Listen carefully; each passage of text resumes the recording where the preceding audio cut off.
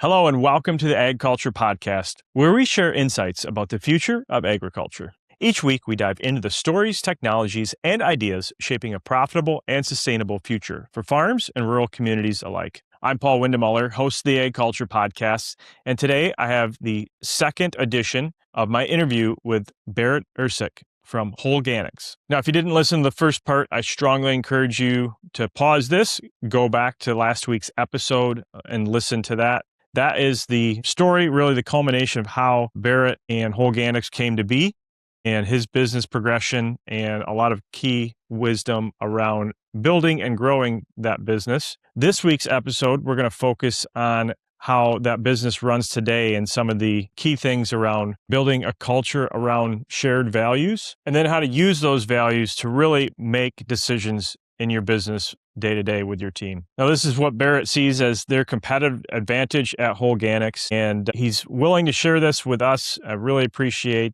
the wisdom that he gave in the conversations that I had with him. So with that, I hope you enjoyed this second part of my interview with Barrett Ersek.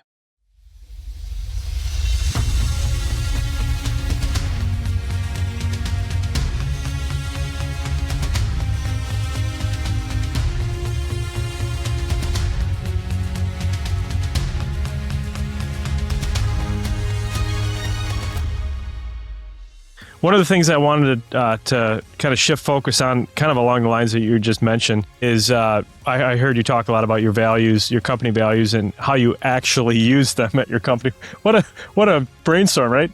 Yeah. Be able to actually use your values and run your company by them. So I was really inspired by your story around that. So if you could give us some context about what are your values at Holganix and how do you actually make decisions in your business and that drives you? Yeah, no, I appreciate the question. It's something I'm very passionate about. You know, Jim Collins wrote this book called Good to Great, which is one of the best business books of our lifetime. And in that book, he says, culture will eat strategy for lunch every single time. And so if you think about that, culture will eat strategy for lunch. We need to have good strategy. We need to have good execution. But I think a lot of times we take culture for granted. And it's the number one thing that can differentiate us above and beyond. And this is if you're a family farm, you can have a culture that starts with core values.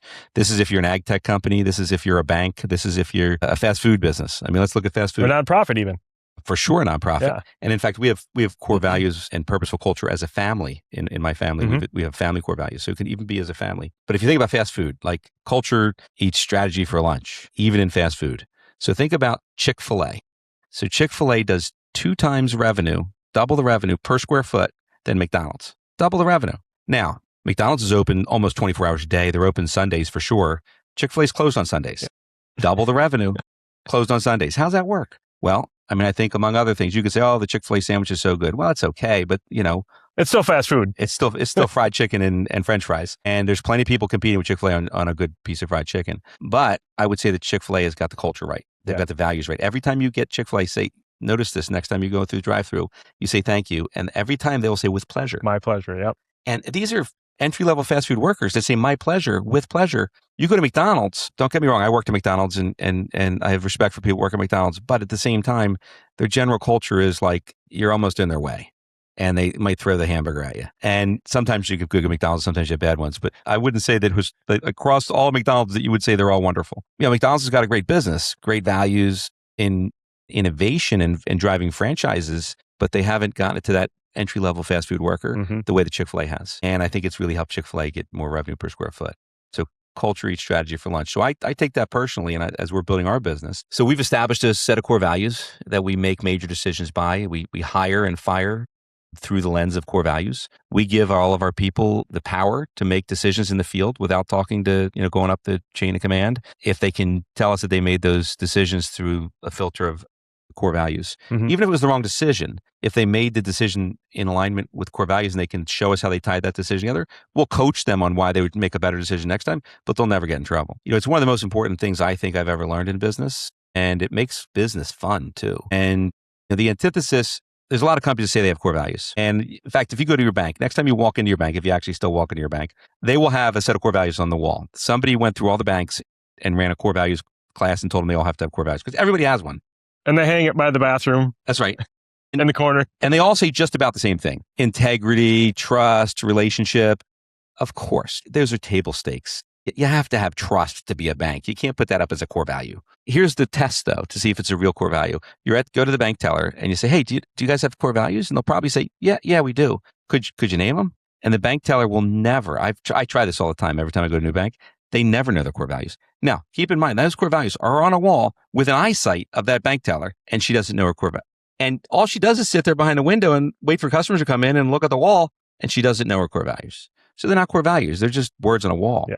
So you can't have core values that are words on a wall. That's not going to build culture. So how do you make them actionable? So first of all, everybody in the company should be able to recite the core values. Now, that's not necessarily going to make them actionable, but if you can't recite them, you certainly can't live them. So one of the things we do is, first of all, when we onboard people, when we're interviewing people before we even hire them, they know our core values, and we ask them if they resonate with them. And we tell them point blank, if these values don't resonate with you, if they don't light you up inside, please don't take this job because it won't work. And so we use it as a filter mechanism when we're hiring, but we're also educating them on what our core values are and why they're important.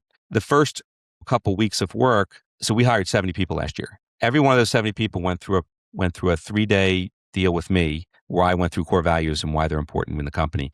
And we go through we have a whole playbook on core values. And so the way I look at it is values drive behaviors drive outcomes. And so we go very clearly on what are the behaviors that represent this value and what are the outcomes we're trying to get. So they really understand the full link. Again, you have to know the core values. When I go into we have 3 warehouses or production facilities, I should say, in Iowa. We have one in Kansas City and we have one in Pennsylvania. And when I go in and talk to our people, or if I talk to our people in the field, I say, hey, what are our core values, especially if it's a new employee? 99% of the time, they give them to me right cold. And when they do, I give them $20. And everybody in the company knows I'm going to do this, and they know I'm going to give them $20. They get excited when I give them the $20. And if they don't know them, they're not going to get in trouble, but I'm going to coach them on why these are important and why next time, you really need to know these, or you really should be working here. And so first is get to know, they got to know the core values. Now, our core values, I think in acronyms, right? So that it helps me remember things. And so I always spell an acronym out of my core values. And so our core values, which by the way, these are not my core values. These are the company's core values. We created these core values, by getting the leaders in the company into a room, spending the entire day and talking about what do we want the soul of this organization to look like and what words will represent that soul. What are the behaviors that we want to really live every day and the outcomes we're trying to create? And let's come up with some really interesting values to us as a team.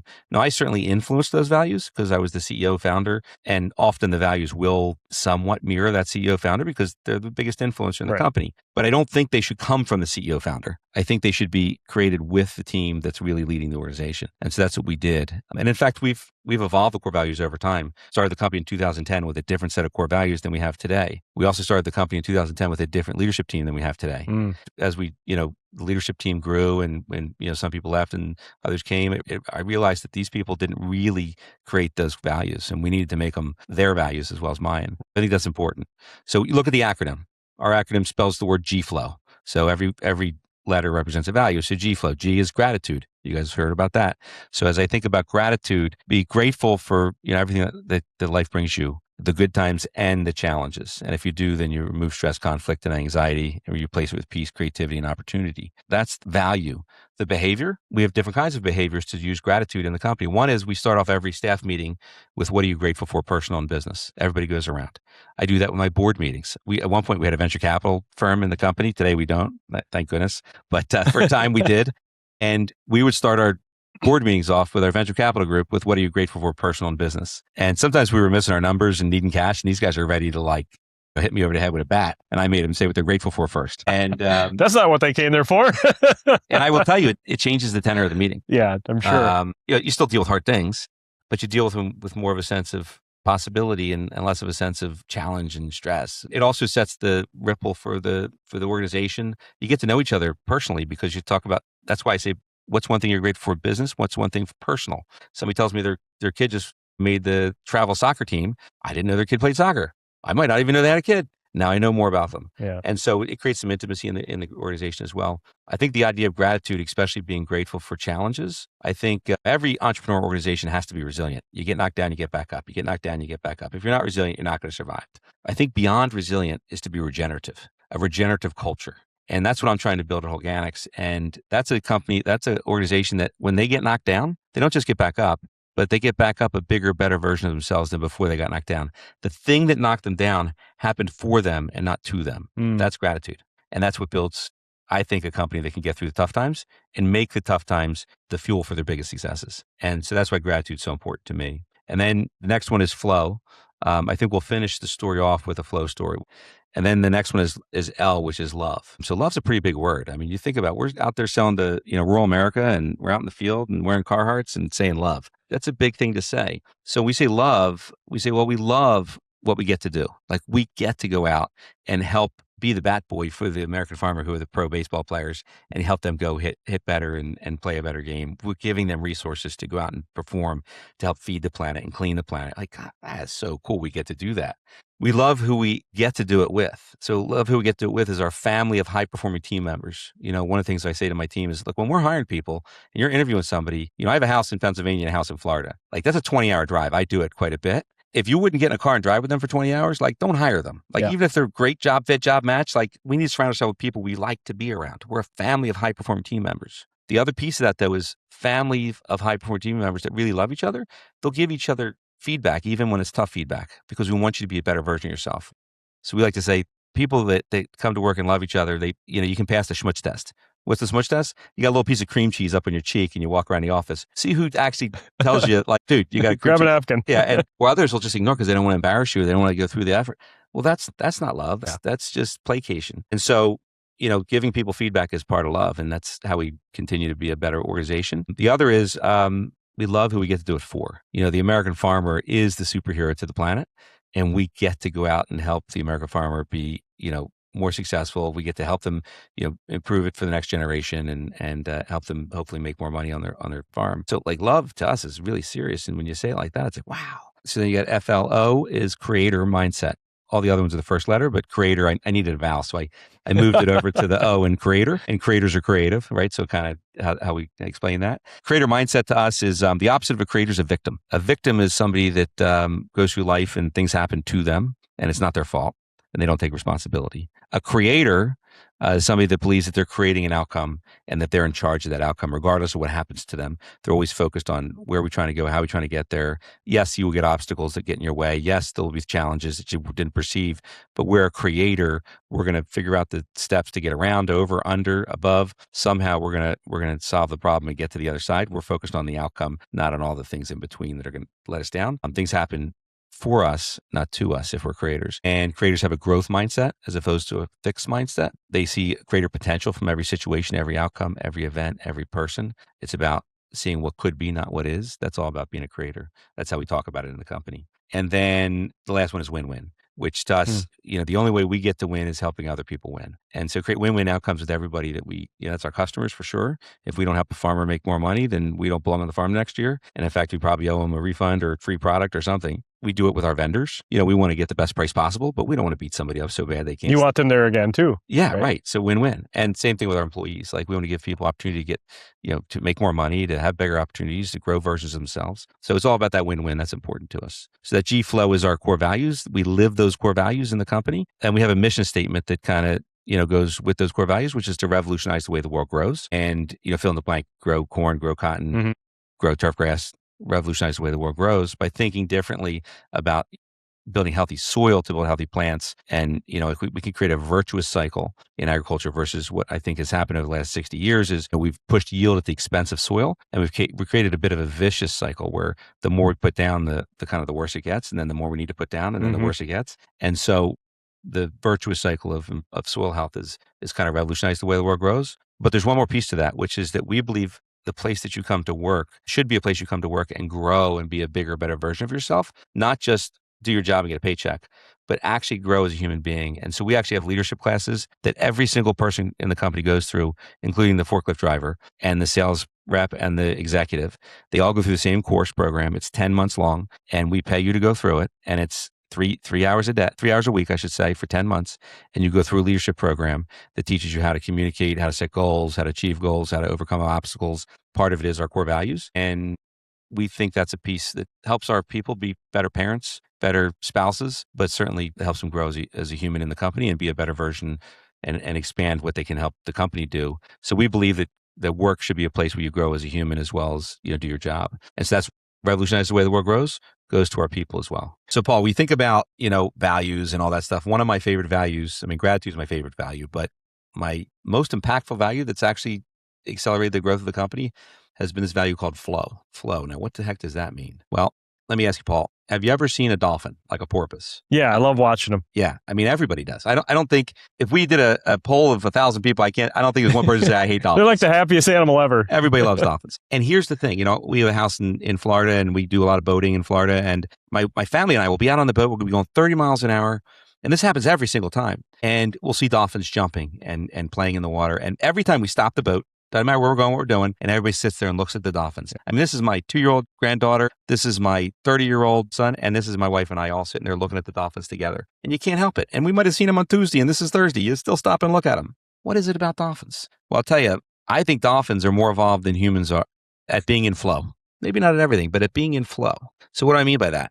Well, look at what the dolphins are doing. Like they're joyfully playing while they're doing their work. And they're literally in an ocean current, moving along with the ocean current.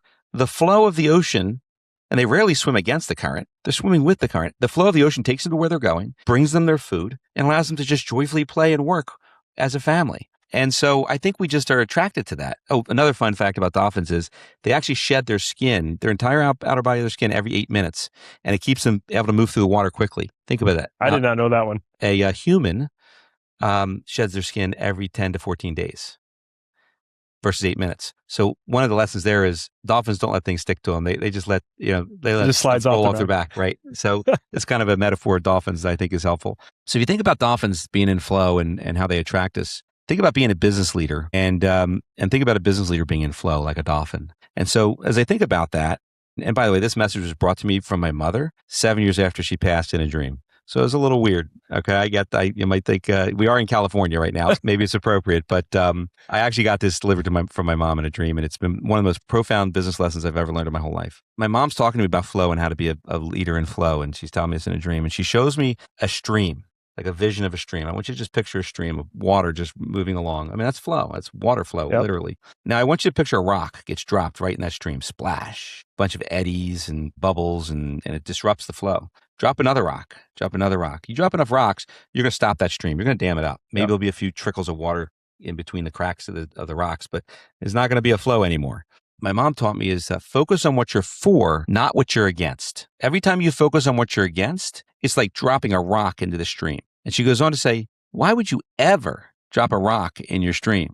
Like, that's just silly. Focus on what you're for, not what you're against. She goes on to tell me that leaders, really effective leaders, their job is to create a compelling vision that's outside of you. It's got to be something that, as entrepreneurs, we get to go fix problems that have never been fixed before, make the world a better place by making our products or services, better, cheaper, safer, more convenient. I'm not adding value to the world in a way it's never been done before. So that's our compelling vision. It's not, I want to get a Learjet. It's, I want to go make the world a better place through this product or service. Create a compelling vision that's outside yourself. Communicate it over and over again. Focus on what you're for, not what you're against, while you're communicating that vision. And you'll be in some state of natural flow, and you'll move towards that compelling vision. But when it gets really exciting is when you attract others that are aligned with that compelling vision, and they want to help you get it done. So that these are people that want to come work for you. These are customers that want to buy from you. These are investors that want to help catalyze through cash or connections. They will join your flow.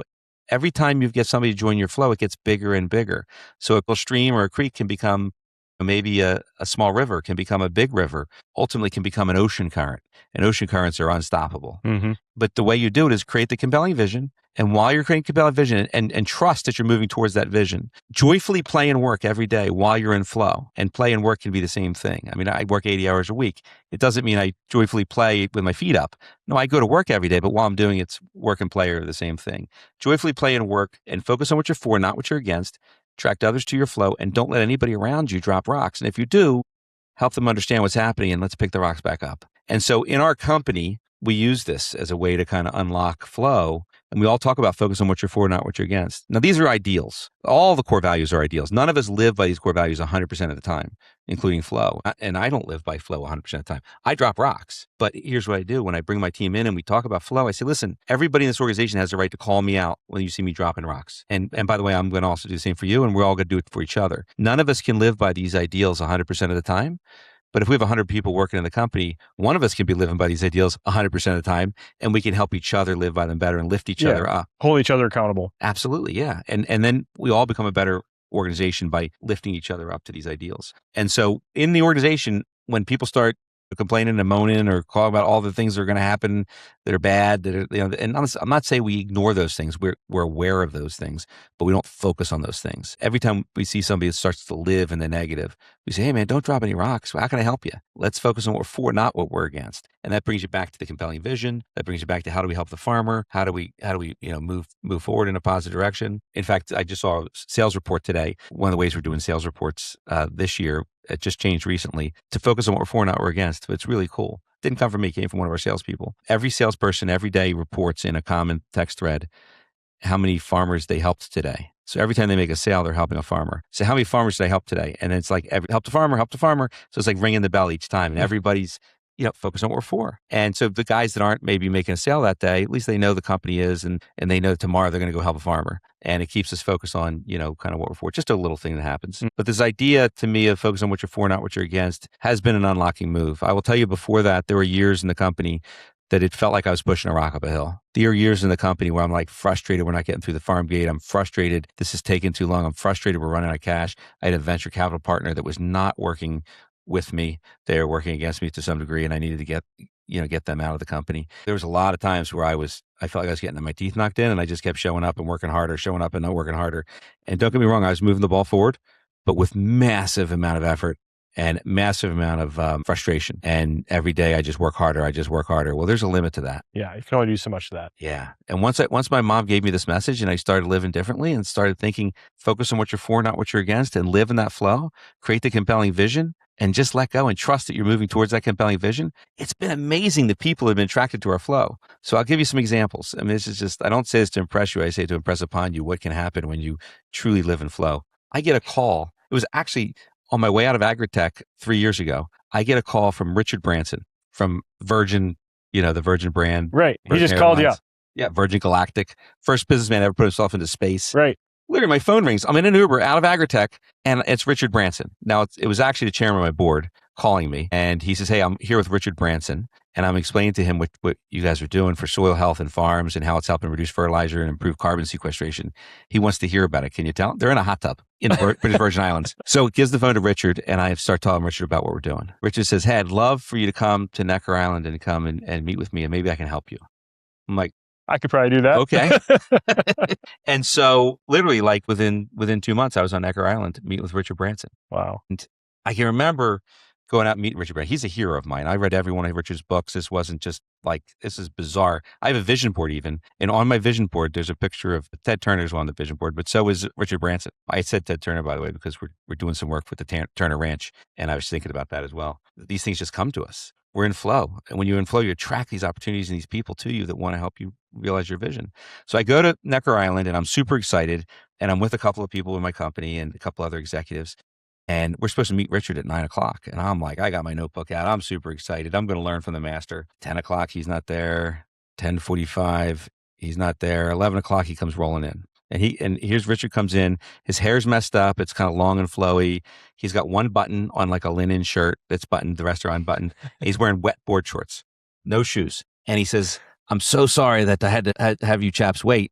He says, but the wind was just perfect this morning. And whenever the wind's perfect, I must start my day off with a kiteboarding. And it was just wonderful today. But I will tell you that I'll be a better advisor today because I got that out of my system. And now I'm really feeling energized. So thank you for giving me the couple hours to go live what fuels me. And now I'm going to be here to help you.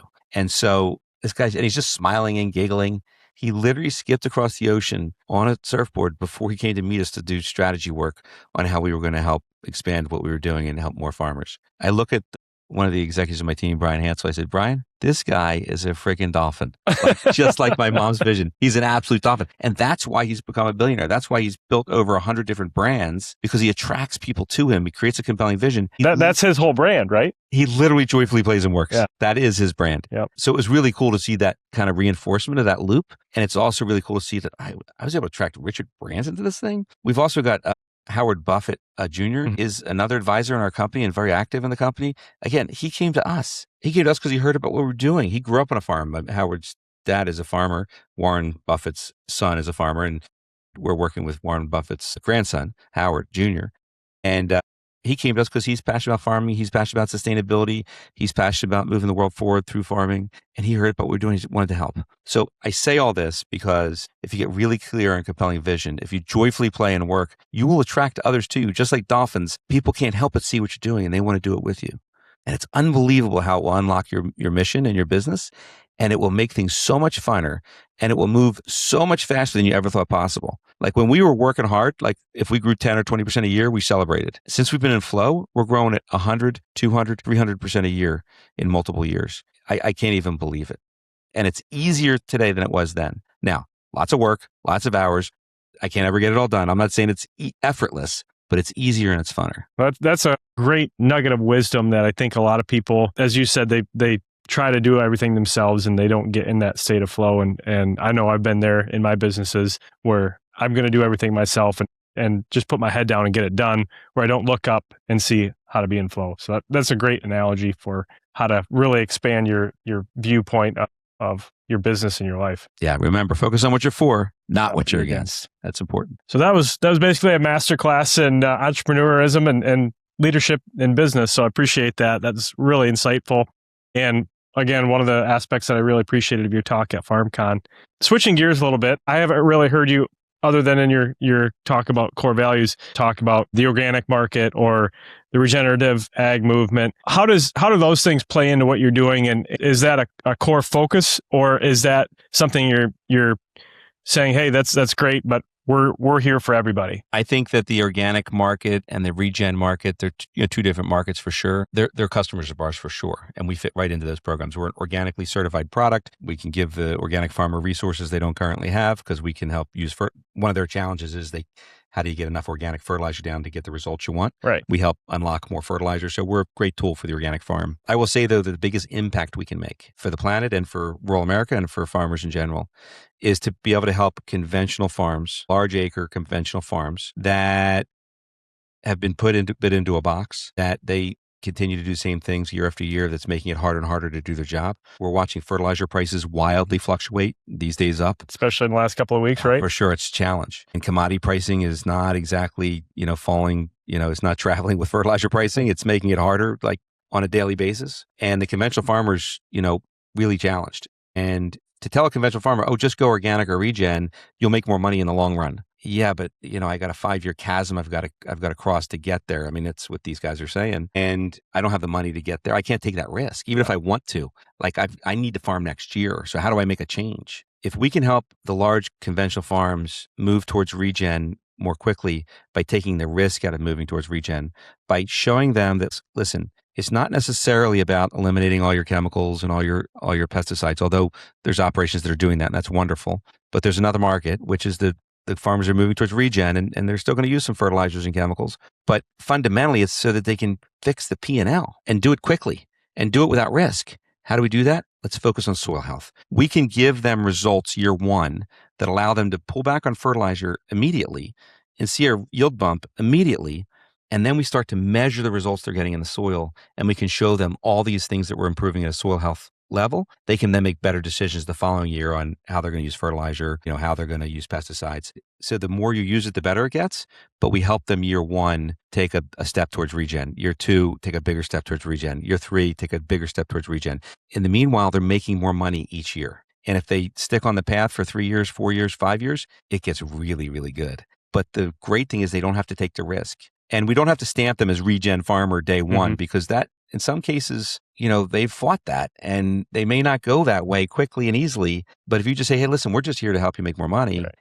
And economic sustainability can also be environmental sustainability. Let us just drive soil health. That's your asset. That's the biggest asset the farm has, especially if they own their own ground. The asset that the family owns that's been passed down from generation to generation is the soil health. And in many cases, we've degraded that asset. We haven't invested in that asset. The soil is their infrastructure. We can help them improve that, and it improves the entire P&L, and we can do it in one growing season. So I like to think we are a hack towards taking the conventional farmer and moving them towards regen at a rate that has never been seen before. And in that journey, they make more money each year and help survive in these challenging times. And at the same time, we love our regen farmers and our organic farmers, and we provide tools for those farmers as well. And I think we're an asset there, but we're not this big catalyzing tool that we are for the conventional large-scale farm. No, that's great insight. So we're here at the World Agritech Summit. Why are you guys here, and what's your view on technology adoption and technology in general in agriculture? Yeah, this is my fourth year here in 5 years. So it was 1 year I didn't go. And I'll tell you, 2018, we did 75,000 acres. My number one question is, how in the world am I going to scale this business in, like we're this little tiny, kind of turf business with 75,000 acres. We're not a real ag company. How are we going to scale this thing? And I think ag technology adoption is a big challenge. I can't tell you, as I've been in this world now since 2010, and certainly since 2015, I've been around the ag tech world. I can't tell you how many really cool, innovative technologies I've seen that never really get to see the day of light. Mm-hmm. They've got investors, they've got really good scientists, they've got really good technology, and they just can't figure out how to get through the farm gate.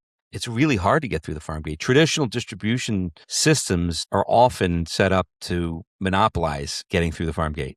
And unless you've got something that fits perfectly into their catalog, that has no risk to them and lots of margin, they're not going to help you get through the farm gate. Most cases, they're going to block you. That's been my experience. Yep. I might be wrong. There might be some exceptions out there, and I hope there are. But my experience was it was really hard to get through the farm gate, and we had to do it ourselves. And, I'm a sales and marketing guy kind of by DNA. So I was lucky to surround myself with science people to create a great product, but also be a sales and marketing guy that knew how to pivot and hustle and create a sales team. I think most ag tech companies probably end up being science focused because you need to by nature. And then you need that selling CEO that can actually go out there. It doesn't have to be a selling CEO, but somebody in the organization that knows how to go generate revenue, that can figure out how to innovatively break through the farm gate. Or we need some alternative distribution systems that can really celebrate new ag tech. And there has been some models where we've seen like the Yield Lab. I mean, they introduced us to our first acres. They had some farmers that invested in the Yield Lab that were happy to try us on their farm and give us some feedback and introduce us to a few people. That's not exactly getting through the farm gate, but it's getting your toe in the water. I was also part of the Ag Launch group. Have you seen the Ag Launch? I haven't heard of that one. It's another incubator, ag tech accelerator incubator, I should say. It's a quasi small private equity that makes investments in ag tech. Everybody that invests in that group is all farmers. Okay. And they only invest in ag tech that they think they can put on their own farm and try and champion. And so they're actually those early investor adopters. Champions, basically. That's exactly right. Yeah. That actually have farms.